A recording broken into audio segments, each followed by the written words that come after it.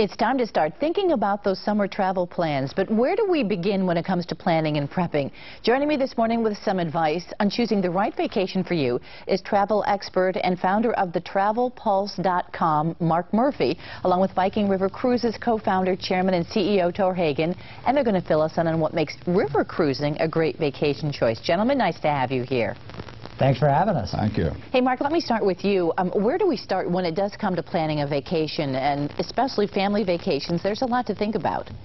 There's a lot to think about. There's a ton of information out on the internet these days, and that's a blessing and a curse. So one of the best things to do is find a traditional travel agent to help you sort through the litany of opportunities and choose the one that's right for you. I think that's funny and very good point, because it's gotten to be that there is so much information and you don't really know what to trust when you go to the internet. Is that true? It's funny you say that, because originally the internet empowered us and gave us instant information on demand to everything travel, and today it's a challenge because there are so many review sites and different opinions out there. You don't know what is a good fit for you. So I guess river cruises are becoming a popular destination, and I have to tell you, I never even heard of river cruises until earlier this year.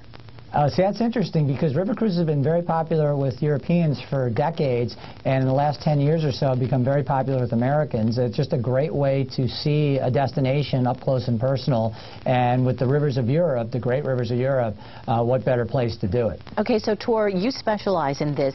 Give me the difference between a regular cruise that people are more familiar with, you know, an ocean cruise, as opposed to a river cruise. Well, an ocean cruise is a ship with 4,000 people on board, and a river cruise has 150, 200 passengers. Aha. That's a big difference. We are small and intimate, and what we do is go from, you can say, a city like Amsterdam through the continent of Europe to Budapest, and it's a great way of seeing inland cities, the shore side.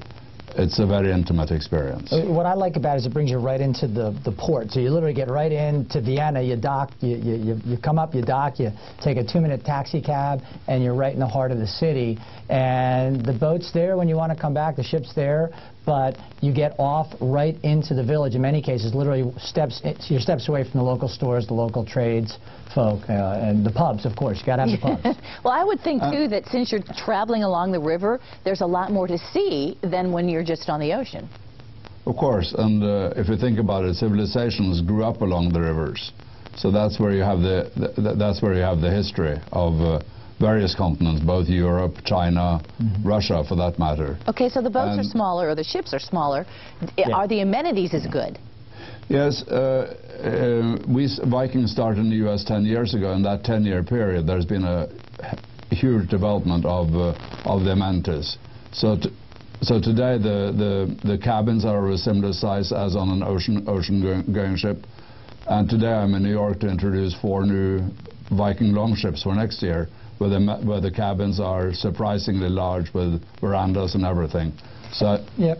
And I think I'll add that the travel industry as a whole, and tours companies as an example, is constantly reinventing itself, because it's constantly looking to move the needle for especially American travelers who are incredibly demanding, and they have to deliver for that audience. Okay, before we go, real quick, we talked about European river cruises. Tor, you do this in the States as well?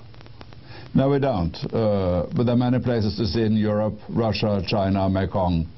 Great. Maybe one day we'll be in the U.S. too, because there are many great sites here.